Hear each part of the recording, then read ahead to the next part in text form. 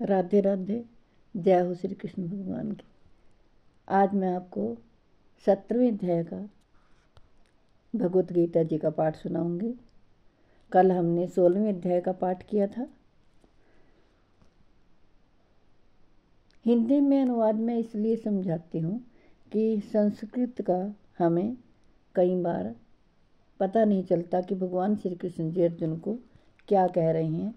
संस्कृत के गूढ़ श्लोकों का अर्थ कई लोगों को नहीं मालूम है, इसलिए मैंने हिंदी में अनुवाद आपको सुनाया है ताकि आप समझ सकें कि श्री कृष्ण भगवान अर्जुन को क्या कह रहे हैं। युद्ध भूमि कुरुक्षेत्र में एक नारी के सम्मान के लिए भगवान श्री कृष्ण जी ने खुद युद्ध लड़ा, धर्म युद्ध लड़ा और सबको उनके कर्मों की सजा दी।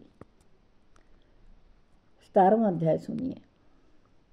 जय हो श्री कृष्ण भगवान। अर्जुन बोले, हे श्री कृष्ण, जो मनुष्य शास्त्र विधि को त्याग कर श्रद्धा से युक्त हुए देव आदि का पूजन करते हैं, उनकी स्थिति फिर कौन सी है? सात्विक है अथवा राजसी कि वा तामसी? श्री कृष्ण भगवान बोले, मनुष्यों की वह शास्त्रीय संस्कारों से रहित केवल स्वभाव से उत्पन्न श्रद्धा सात्विकी और राजसी तथा तामसी ऐसे तीनों प्रकार की ही होती है, उसको तुम मुझसे सुन। श्री कृष्ण भगवान कहते हैं, हे भारत, सभी मनुष्यों की श्रद्धा उनके अंतःकरण के अनुरूप होती है। यह पुरुष श्रद्धामय है, इसलिए जो पुरुष जैसी श्रद्धा वाला है वह स्वयं भी वही है। सात्विक पुरुष देवों को पूजते हैं, राजस पुरुष यक्ष और राक्षसों को तथा अन्य जो तामस मनुष्य हैं वे प्रेत और भूतगणों को पूजते हैं। श्री कृष्ण भगवान कहते हैं, जो मनुष्य शास्त्र विधि से रहित केवल मनः कल्पित घोर तप को तपते हैं तथा दंभ और अहंकार से भी युक्त एवं कामना आसक्ति और बल के अभिमान से भी युक्त हैं, जो शरीर रूप से स्थित भूत समुदाय को और अंतःकरण में स्थित मुझ परमात्मा को भी कृश करने वाले हैं, उन अज्ञानियों को तो आसुर स्वभाव वाले जान। श्री कृष्ण भगवान कहते हैं, भोजन भी सबको अपनी अपनी प्रकृति के अनुसार 3 प्रकार का प्रिय होता है, और वैसे ही यज्ञ तप और दान भी 3-3 प्रकार के होते हैं। उनके इस पृथक पृथक भेद को तुम मुझसे सुन।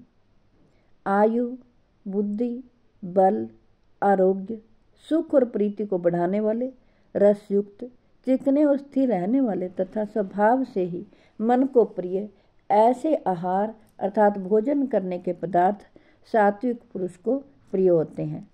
कड़वे, खट्टे, लवण युक्त, बहुत गर्म, तीखे, रूखे, दाहकारक और दुख, चिंता तथा रोगों को उत्पन्न करने वाले आहार अर्थात भोजन करने के पदार्थ राजस पुरुष को प्रिय होते हैं। श्री कृष्ण भगवान कहते हैं, जो भोजन अध पका, रस रहित, दुर्गंध युक्त, बासी और उच्छिष्ट है तथा जो अपवित्र भी है, वह भोजन तामस पुरुष को प्रिय होता है। देखिए, यहाँ श्री कृष्ण भगवान ने डिब्बा बंद चीज़ों के लिए भी, जो ब्रेड हैं वो फ्रेश तो नहीं होते हैं ना, जब उनको खाते हैं हम कई दिनों के बंद, कई घंटों के बंद ब्रेड, डबल रोटी, बिस्कुट, वो हमारे लिए ठीक नहीं है, क्योंकि वो मैदे के बने होते हैं। वो अंदर शरीर में जाकर आंतड़ियों से चिपक जाते हैं और वो रोगों को उत्पन्न करने वाले हैं। जो शास्त्र विधि से नियत यज्ञ करना ही कर्तव्य है, इस प्रकार मन को समाधान करके फल न चाहने वाले पुरुषों द्वारा किया जाता है, वह सात्विक है। परंतु हे अर्जुन, श्री कृष्ण भगवान कहते हैं, दंभाचरण के लिए अथवा फल को भी दृष्टि में रखकर जो यज्ञ किया जाता है, उस यज्ञ को तू राजस जान। श्री कृष्ण भगवान कहते हैं, जो तप, सत्कार, मान और पूजा के लिए तथा अन्य किसी स्वार्थ के लिए भी स्वभाव से या पखंड से किया जाता है, वह अनिश्चित एवं क्षणिक फल वाला तप यहाँ राजस कहा गया है। और जो तप हठपूर्वक, मूढ़तापूर्वक, हठ से इस मन, वाणी और शरीर की पीड़ा के सहित अथवा दूसरों का अनिष्ट करने के लिए किया जाता है, वह तप तामस कहा गया है। दान देना ही कर्तव्य है, प्रभु कहते हैं, ऐसे भाव से जो दान देश तथा काल और पात्र के प्राप्त होने पर उपकार न करने वाले के प्रति दिया जाता है, वह दान सात्विक कहा गया है। किंतु जो दान क्लेश पूर्वक तथा प्रत्युपकार के प्रयोजन से अथवा फल को दृष्टि में रखकर फिर दिया जाता है, वह दान राजस कहा गया है। ओम तत्सत। ऐसे है 3 प्रकार का सच्चिदानंद घन ब्रह्म का नाम कहा है। उसी से सृष्टि के आदिकाल में ब्राह्मण और वेद तथा यज्ञ आदि रचे गए हैं। श्री कृष्ण भगवान कहते हैं, इसलिए वेद मंत्रों का उच्चारण करने वाले श्रेष्ठ पुरुषों की शास्त्र विधि से नियत यज्ञ, दान और तप रूप क्रियाएं सदा ओम इस परमात्मा के नाम से ही उच्चारण करके ही आरंभ होती हैं। श्री कृष्ण भगवान कहते हैं, तत् अर्थात तत् नाम से कहे जाने वाले परमात्मा का ही यह सब है। इस भाव से फल को न चाहकर नाना प्रकार की यज्ञ, तप रूप क्रियाएं तथा दान रूप क्रियाएं कल्याण की इच्छा वाले पुरुषों द्वारा की जाती हैं। सत्य इस प्रकार यह परमात्मा का सब सत्य भाव में और श्रेष्ठ भाव में प्रयोग किया जाता है तथा हे पार्थ, उत्तम कर्म में भी सत्य शब्द का प्रयोग किया जाता है तथा यज्ञ, तप और दान में जो स्थिति है वह भी सत्य इस प्रकार कही जाती है और उस परमात्मा के लिए किया हुआ कर्म निश्चय पूर्वक सत्य ऐसे कहा जाता है। श्री कृष्ण भगवान कहते हैं, अर्जुन, बिना श्रद्धा के किया हुआ हवन, दिया हुआ दान एवं तपा हुआ तप और जो कुछ भी किया हुआ शुभ कर्म है वह समस्त असत्य इस प्रकार कहा जाता है। इसलिए वह ना तो इस लोक में लाभदायक है और न मरने के बाद ही लाभदायक है। ये 7वें अध्याय का पाठ था। 18वें अध्याय का हम हिंदी में आपको पाठ पढ़कर सुनाएंगे। देखिए, इसमें श्री कृष्ण भगवान ने सारा हमें खोल कर बताया है कि हमें बाछी, जो ये ब्रेड, बिस्कुट बंद वगैरह ये कई दिनों से बंद होते हैं, इनको हमें नहीं खाना चाहिए और हमें घर का बना हुआ ताज़ा खाना चाहिए, ताज़ा भोजन खाना चाहिए। ये हमें रोग शोक देने वाले हैं। जो हम घर का फुल्का चाहे जो मर्जी बना के खाएं तो वो बहुत अच्छा है, क्योंकि कई दिनों का बासी अन्न बीमारियां फैलाता है। अगर हम फ्रेश खाएंगे बनाकर, जब हम बीमार हो जाते हैं, डॉक्टर के पास जाते हैं, तब हमें डॉक्टर सलाह देता है कि घर में दलिया बना के खाओ, दाल बना के खाओ। वो हमारे लिए अमृत है। हम घर में भोजन बनाकर पकाकर खाएं, भगवान का नाम लेकर खाएं। जो मैं भगवत गीता जी का पाठ आपको सुनाती हूँ, ये आप जरूर भोजन बनाते समय अगर आप घर में अपने रसोई घर में भगवत गीता जी का पाठ, भगवान का नाम लेकर भी खाना बनाएंगे तो वो खाना अमृत हो जाएगा और वो अंदर जाकर सभी जब खाएंगे तो उनको बहुत लाभ करेगा। मेरी आपसे हाथ जोड़कर प्रार्थना है कि आप अपने घर में ज़रूर अपने बच्चों को भी प्रेरित करें कि वो भगवान का नाम लें, क्योंकि ये कलयुग का समय है। इस समय अगर आप भगवान का नाम लेंगे तो आपको बहुत ही लाभ होगा, क्योंकि ये संसार दुखों का घर है। इसमें कोई किसी का नहीं है, सभी स्वार्थी हैं, सभी को अपनी अपनी पड़ी है, उनको किसी की कोई चिंता नहीं है। सतयुग था, उस समय बहुत जप तप करके प्रभु को पाया जा सकता था। त्रेता में भी भगवान राम के टाइम भी भगवान का नाम लेने वालों को तंग किया जाता था। जब वनों में ऋषि मुनि तप करते थे, तब कितनी दूर से रावण लंका से आकर उनको तंग करता था, उनके हवन में हड्डियां फेंक देता था कि वो हवन ना करें। तब श्री राम भगवान ने अवतार लिया और वनों में जाकर सभी राक्षसों का संहार करके उनको मुक्ति प्रदान की। और द्वापर में श्री कृष्ण भगवान के रूप में प्रभु आए और सभी का उद्धार किया। और ये कलयुग का समय है। कलयुग के समय में सिर्फ नाम ही आधार है।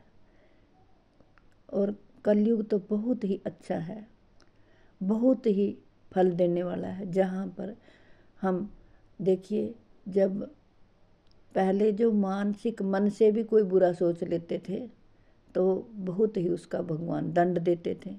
और कलयुग में क्या करना है, केवल बैठ के भगवान का नाम ही तो लेना है। भगवान का नाम लो और प्रभु का नाम, ये नहीं कि हाँ ले लेंगे फिर ले लेंगे, अभी हमारी उम्र नहीं है। नहीं, क्या हम 100 साल की उम्र जीते हैं? 100 साल की उम्र कोई कोई ही जीता है। हम तो हमेशा भगवान की शरण में ही रहें। कलयुग में भगवान का नाम जपें। केवल भगवान का नाम जपने से ही हमारा उद्धार हो जाएगा।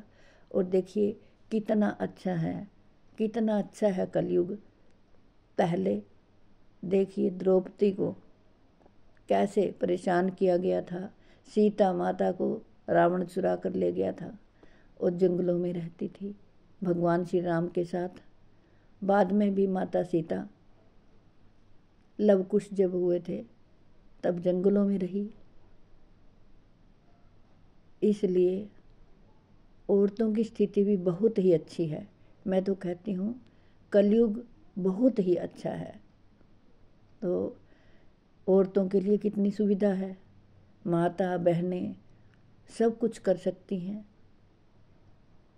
उनको पूरी छूट है। और देखो जो राजा हैं उन्होंने औरतों की सुविधा के लिए कितना कितना ध्यान रखा है। आजकल तो लैट्रिन भी घर में फ्लश बना दी गई है, कहीं जाने की ज़रूरत नहीं है। हर औरत रानियों जिस तरह रहती है उनकी सुविधा है। बुढ़ापा पेंशन है, जहाँ सरकार जो है हम कहते हैं बुरी भी नहीं है इतनी, सभी का ध्यान रखती हैं। माता बहनों के लिए कितनी योजनाएं चलाई गई हैं। और श्री कृष्ण भगवान ने भगवत गीता जी में कहा है कि तू राजा मुझको ही समझ। इसलिए हमें भगवान का नाम लेना चाहिए और शुक्र मनाना चाहिए उस प्रभु का, उस परमात्मा का। मैं तो यही कहती हूँ कलयुग में बहुत ही अच्छा है। भगवान ने जो युग बनाए हैं, ये दिन रात बनाए हैं, ये कुछ सोच समझ कर ही बनाए हैं।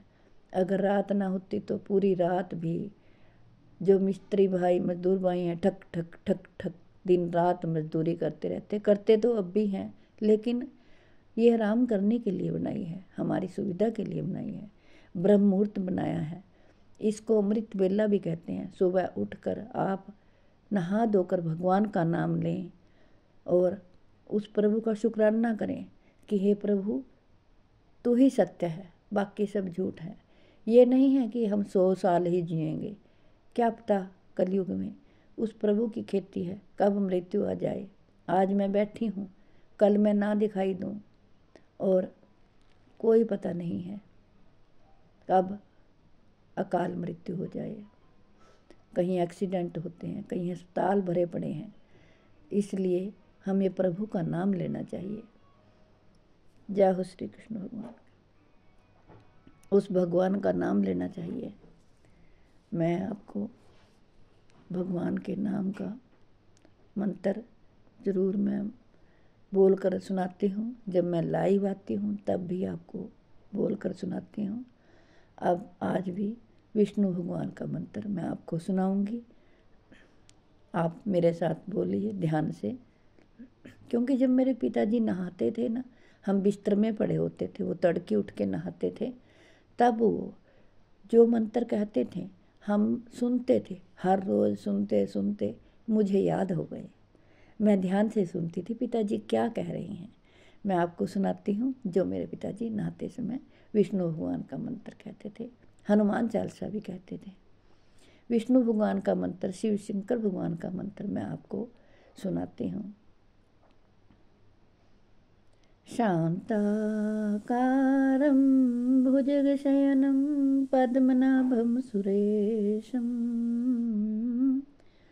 विश्वधारं गगनसदृशं मेघवर्णं शुभांगं लक्ष्मीकान्तं कमलनयनं योगिभिध्यानगम्यं वन्दे विष्णु भवभयहरं सर्वलोकैकनाथं। यं ब्रह्मा वरुणेन्द्रुर्धर्मरुतः स्तुवन्ति दिव्यस्त्वैर्वेदैः साङ्गपदकर्मोपनिषदैर्गायन्ति सामगाः ध्यानावस्थितद्गतेन मनसा पश्यन्ति यं योगिनो यस्यान्तं न विदुः देवाय तस्मै नमः। जय हो प्रभु।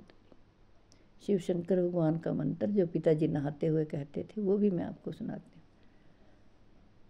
कर्पूर घोरम करुणावतारम संसार सारम भुजगेन्द्रहारम सदा वसंतं हृदयारविन्दे भवं भवानी सहितं नमामि। जय हो शिव शंकर भगवान की। गायत्री मंत्र भी आपको सुनाती हूँ। ओम भूर्भुवः स्वः तत्सवितुर्वरेण्यं भर्गो देवस्य धीमहि धियो यो न प्रचोदयात्। ओम भूर्भुवः स्वः तत्सवितुर्वरेण्यं भर्गो देवस्य धीमहि धियो यो न प्रचोदयात्। ओम भूर्भुवः स्वः तत्सवितुर्वरेण्यं भर्गो देवस्य धीमहि धियो यो न प्रचोदयात्। ओम भूर्भुवः स्वः तत्सवितुर्वरेण्यं भर्गो देवस्य धीमहि धियो यो न प्रचोदयात्। जय हो। मेरी आपसे हाथ जोड़कर प्रार्थना है कि आपके घर में जो बीमार हों, लाचार हों, चल फिर ना सकते हों, आप उन्हें ज़रूर भगवत गीता जी का पाठ सुनाएं और पढ़ने के लिए कहें। विश्व के कल्याण के लिए, जगत के कल्याण के लिए मैंने ये भगवत गीता जी का पाठ आपको पढ़कर सुनाया है। आपकी सुविधा के लिए हिंदी में सुनाया है, क्योंकि हमें पता होना चाहिए भगवान श्री कृष्ण जी ने क्या गीता का ज्ञान दिया है। हम सभी कहते हैं गीता का ज्ञान सबसे ऊंचा गीता का ज्ञान। आपकी भलाई के लिए ही मैंने भगवत गीता जी का ज्ञान हिंदी में आपको बताया है कि भगवान श्री कृष्ण जी अर्जुन को क्या कह रहे हैं। मिलती हूँ 18वें अध्याय में अगली वीडियो में। तब तक के लिए जय श्री कृष्ण। राधे राधे।